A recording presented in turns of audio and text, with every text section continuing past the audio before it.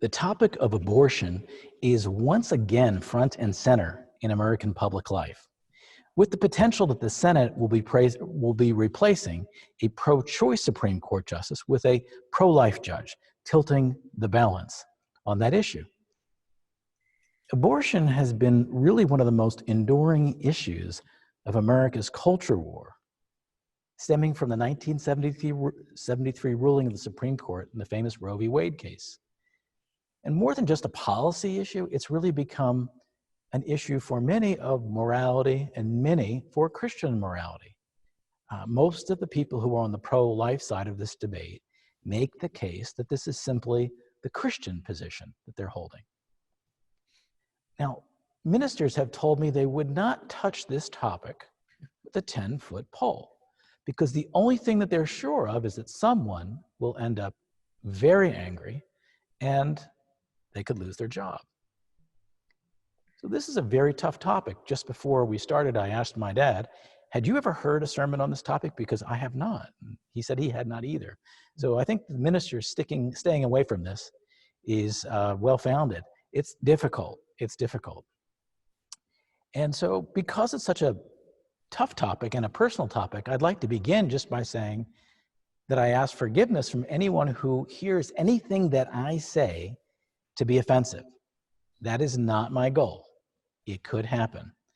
I'm doing my best to shine some light and to offer some answers to some questions.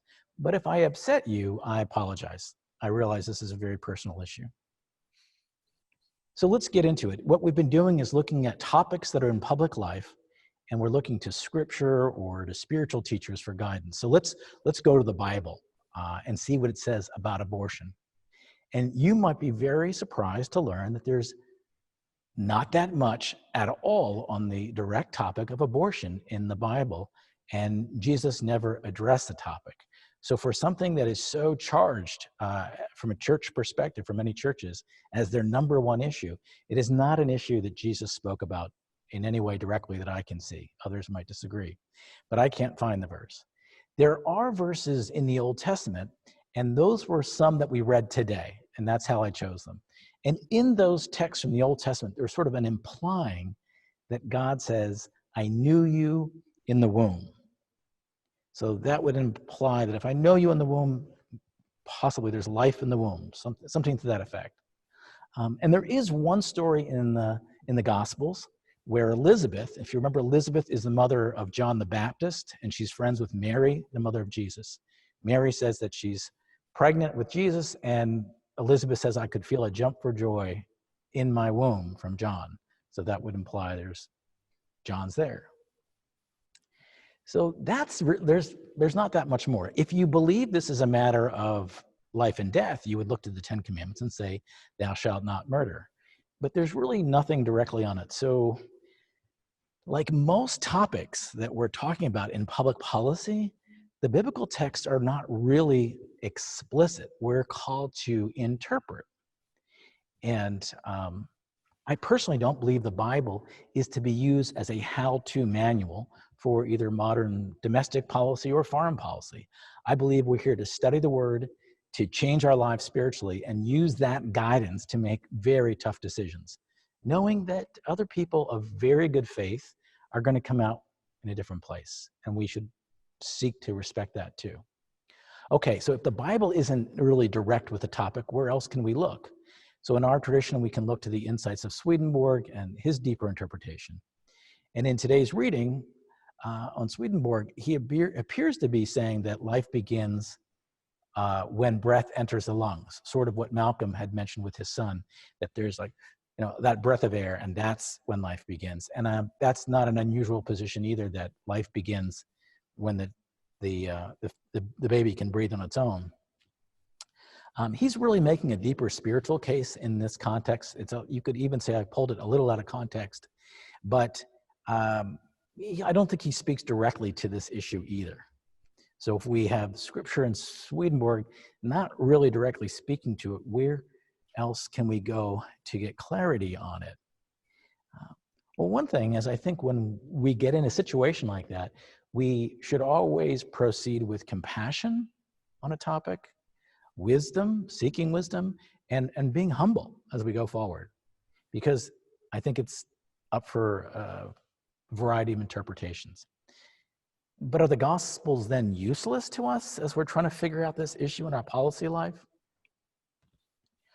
I don't think so. I think the Gospels are really quite important, and the message of Jesus can guide us. He does teach us that when we feel self-righteous, he encourages stop and start with self-reflection. When we feel hatred or anger to our opponents, like many do on this issue, he tells us to love them. And when we feel insulted by another person's perspective, he calls us to forgive. So those are really valuable guiding principles for any topic that we can gain from Jesus. I chose today's gospel message where Jesus is healing a man on the Sabbath because I think it illustrates a very consistent message of Jesus. Don't get caught up in dogma. Don't get caught up in self-righteousness. Get caught up in love. In the story today, instead of seeing the potential healing Jesus could do, organized religion of his day can only see that he's breaking rules. You can sense that self-righteousness among the religious leaders. They're giddy, seeking to trick Jesus. He's really damned if he doesn't heal the guy, and he's damned if he breaks the Sabbath rule. Jesus isn't playing that game. And when it comes to topics like abortion, we shouldn't either. Jesus teaches us to start with compassion, letting that inform our actions. God's rules are meant to guide us, but not become gods in themselves. Jesus is calling us to wisdom, guiding us to our best intentions. And we also have the counsel of all the angels of heaven when we're making decisions. We can turn to them. So when we face this debate on abortion, the first thing is start with compassion. Then we should be humble.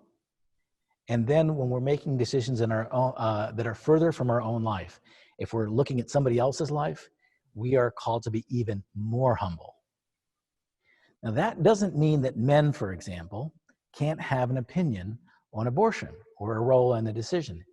It just means that the further you are from the issue personally, the more humility you need to have. It's very easy to judge other people. We know this. It's much harder to reflect on ourselves. Jesus calls us to be humble in looking at others and carefully reflect on ourselves. Now, this is a tough topic. I'm not going to let myself off the hook by not talking about my own views on it today. These are just my views, and I look forward to hearing yours in our discussion time. But I will say, overarching for this issue, I really believe it's been set up to divide us for very nefarious reasons, and that is to score points politically. I actually believe there's much more agreement on this issue than disagreement. I don't think it's as controversial as we're told to believe. I'm going to talk a little bit about that because we need to be aware of when our viewpoints are being weaponized politically. So on this topic overall, I think there's two pretty radical views on each side of it, right?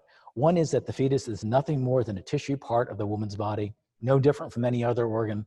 She has a right to do with her body whatever she wants at any time. And the other extreme is that life begins at conception, and there's a soul there. And any aborting of a fetus is killing a soul, and it's murder. And that's right after conception. So those would be, I would argue, those would be pretty far radical views on each of the spectrum. But what we've been told to do politically is pick a team pretty close to one of those views and then demonize the other team, missing all the opportunity for there to be complexity in some place in the middle. The truth is most Americans view the issue on a spectrum. They believe that life evolves through the process from a fetus to a baby. In fact, if we look at the Supreme Court ruling, if you remember, it talks about it's okay for a certain period of months, it's not okay for the later months. So it was a pretty complicated and nuanced view of the issue. And it actually resonates with most Americans that don't see either of these radical views as true. Now, I do think with the increase of medical technology to have children, the fetus come out as a baby and live longer and more successfully. And I also think that among younger people, when I see them posting sonograms online with their announcing of their pregnancy, I think we're actually watching a more conservative in some ways generation on the issue than previous generations, according to some of the data.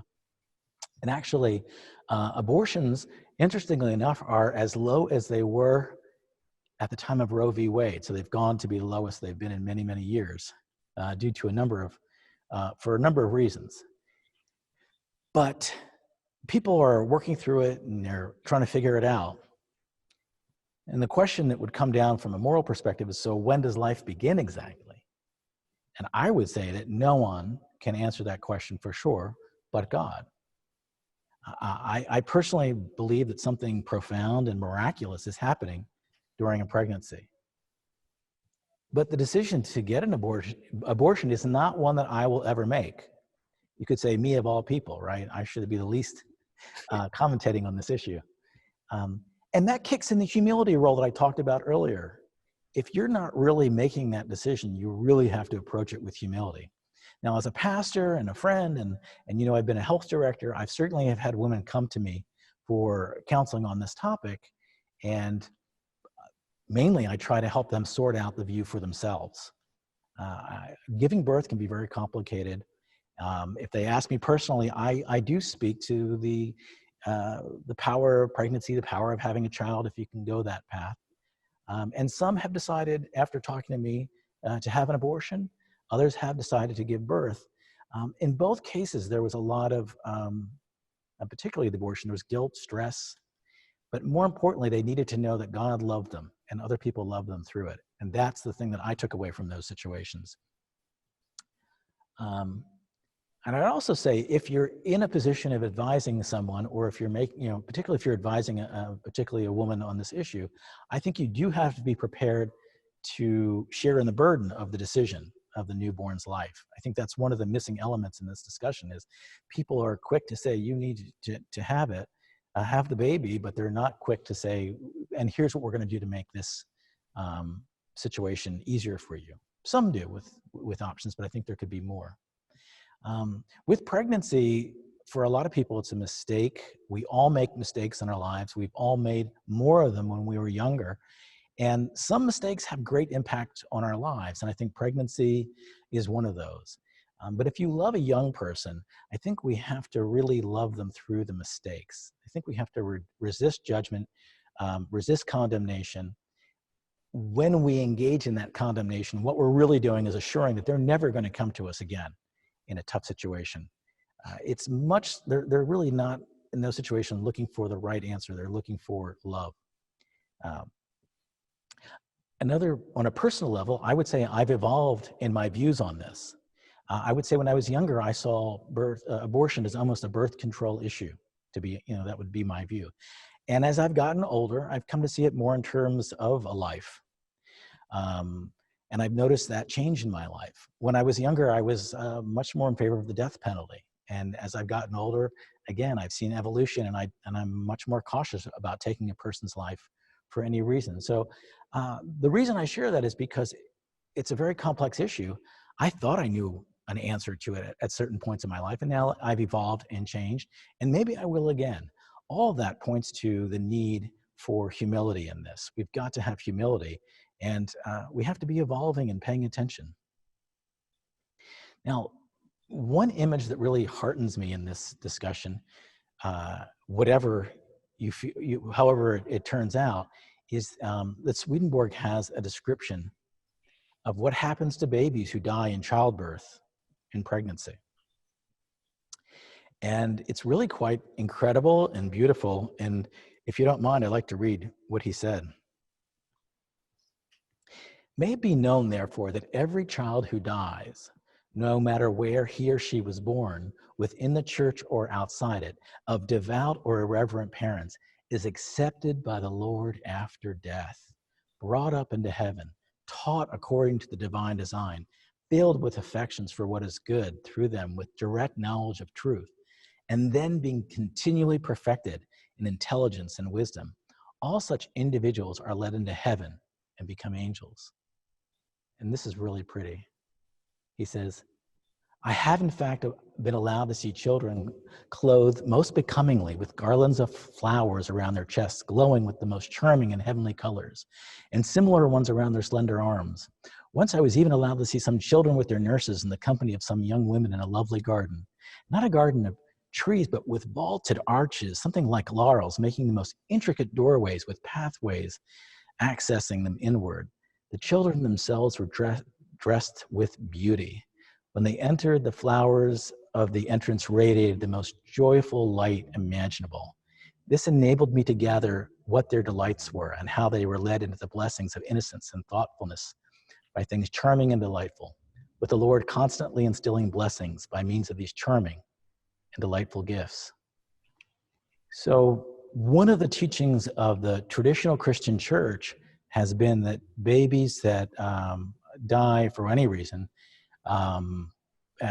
actually often go to a purgatory state. They're not accepted into heaven because they weren't saved or because their parents. So Swedenborg says all babies make a path to heaven.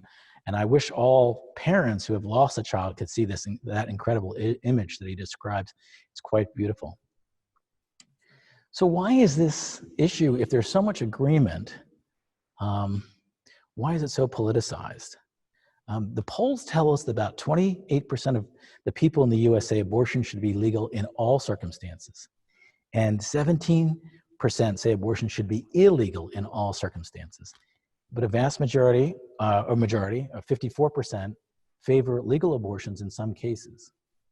So if there's that much agreement really in the middle, why are we divided?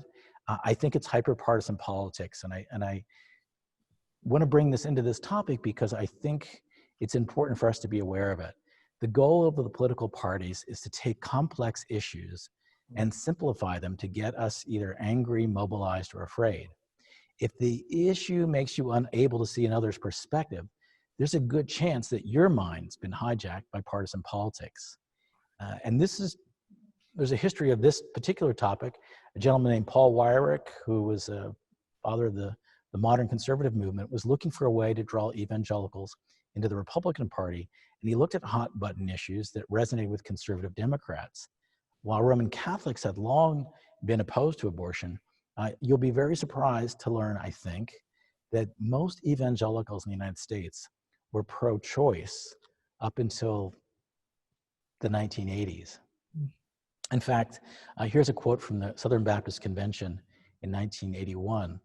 It says, Christian concern for the value of the defenseless fetus, talks about abortion, but it says, it is questionable that Christian love and justice would be served by extremely restrictive laws which do not give conscientious people with proper medical advice the opportunity to choose when they are faced with very grave moral dilemmas related to abortion. That's the Southern Baptist Convention. They have now done a 180 on that issue, but that's largely because, in my opinion, the political parties polarize on this issue, and now it's very hard to find a pro-life Democrat or a pro-choice Republican in Congress, and that's a very sad state of affairs. How about our own denomination? I've talked about the Southern Baptist. Has the Swedenborgian Church ever taken a position? I was surprised that we have, and I was really surprised when we had. I found this August 3rd, 1969. Years before Roe v. Wade, right? And here it is. The General Convention supports the legalization of abortion in cases where it is responsibly applied for the physical and emotional welfare of those involved. Be it also resolved that such therapeutic abortion shall be considered primarily a matter of concern between the patient, attending physician, and personal counselor. Yeah. So if you think of that, 1969, that was a pretty bold statement then, and it sounds to me like the viewpoint of many people in the polling that we just saw. So I began this by asking, so what is the Christian view on abortion? You know, let's Come back to that. And the answer is that it's different for thousands of people who make thousands of decisions every day on this topic. The role, in my opinion, is that the Christians in the church during these times is to provide a place where we can listen, teach, learn, and grow spiritually while wrestling with difficult topics. Let us, as Christians, participate in tough decisions, proceeding with compassion, seeking wisdom, and engaging in the whole process with humility. Amen.